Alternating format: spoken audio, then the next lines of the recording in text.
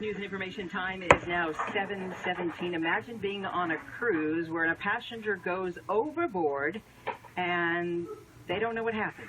Well, that happened on the Carnival Liberty cruise ship in the Gulf of Mexico over the weekend. Authorities now have called off the search for an Arlington woman who apparently fell off that ship. Jo Trizila owns TrizCom Public Relations in Dallas. She was on that ship for vacation when this all happened, and I believe the ship just pulled into port and she's still on board. Good morning, Jo.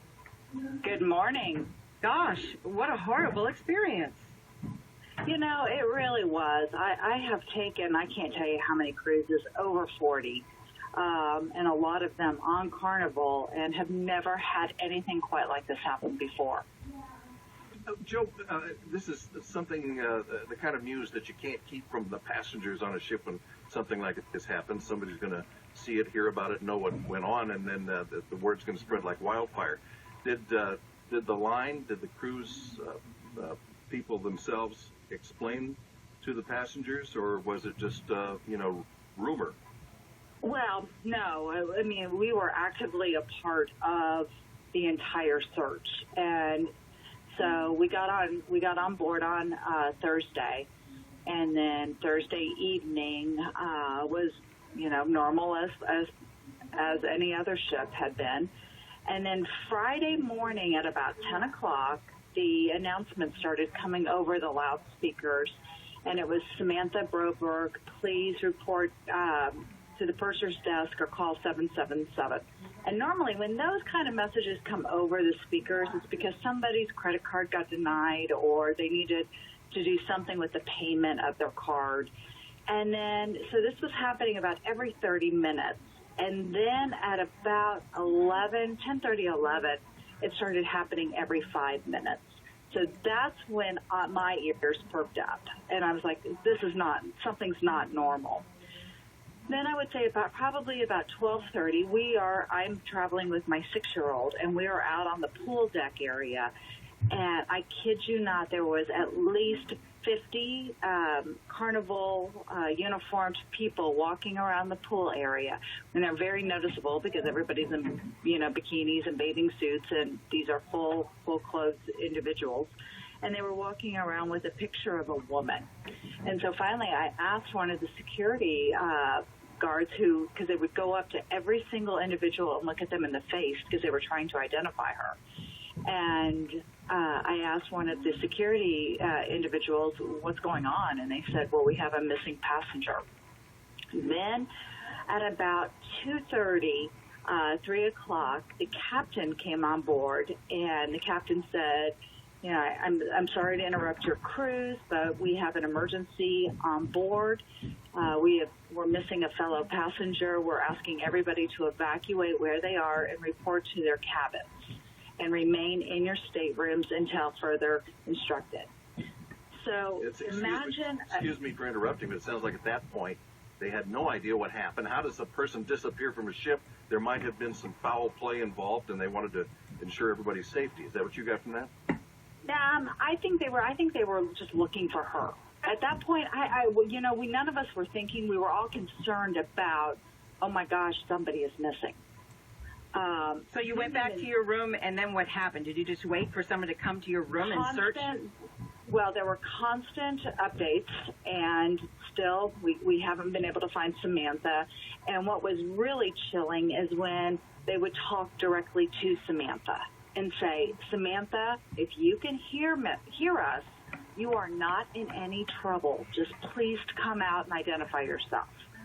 And so my cabin steward, they were assigned, had to check the rooms, came in, looked in the closet, looked in the bathroom, looked under the bed, looked on the balcony.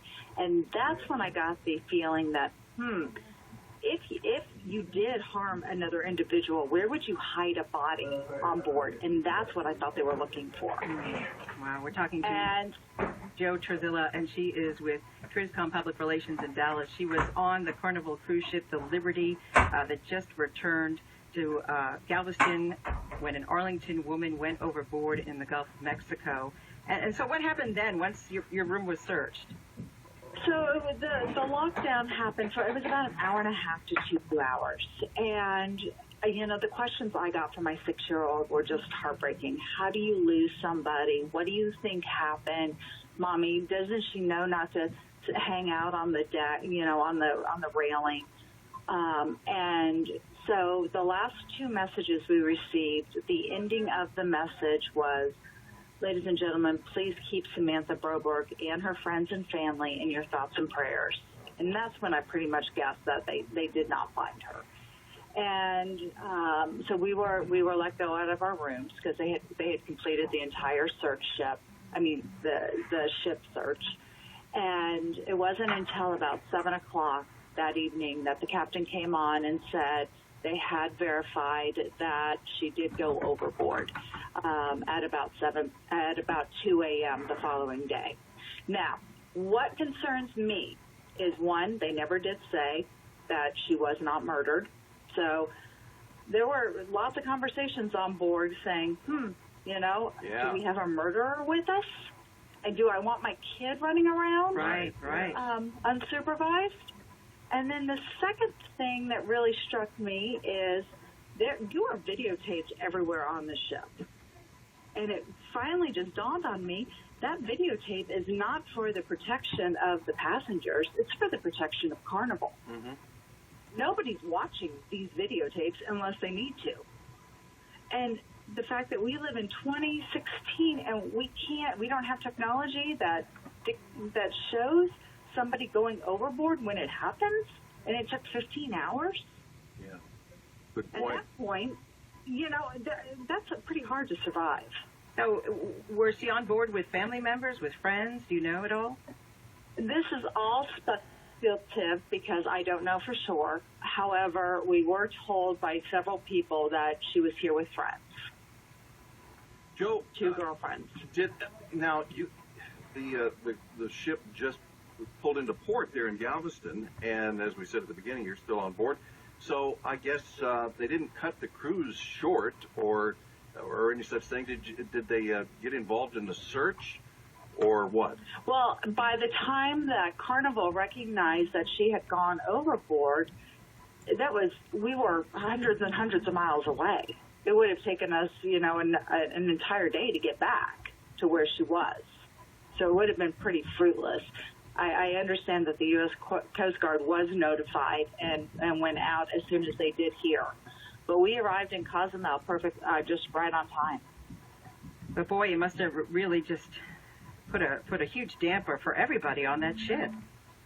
Well, what was interesting, it was, and you were constantly reminded because they taped off the location on the 10th deck, which is out by the pool area, and had a security guard there stationed as soon as it was verified she went overboard.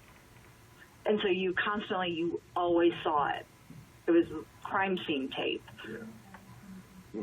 And so you always saw it. And like I said, the hardest part about this, for me personally, notwithstanding what her family's going through, etc., but for me personally, not knowing her was having to answer the questions for my daughter. Right, right. Well, thank you so much for you. talking with us this morning. You're welcome. You're welcome. It wasn't something anybody wants to have happen. No. And it does happen, and you hear about it happening, but you don't expect it to happen to you. Exactly. All right, Jo Trizila owns TrizCom Public Relations in Dallas. Who's on that ship, the Carnival Liberty. KLIF News Time is 7:25 right now. Traffic on the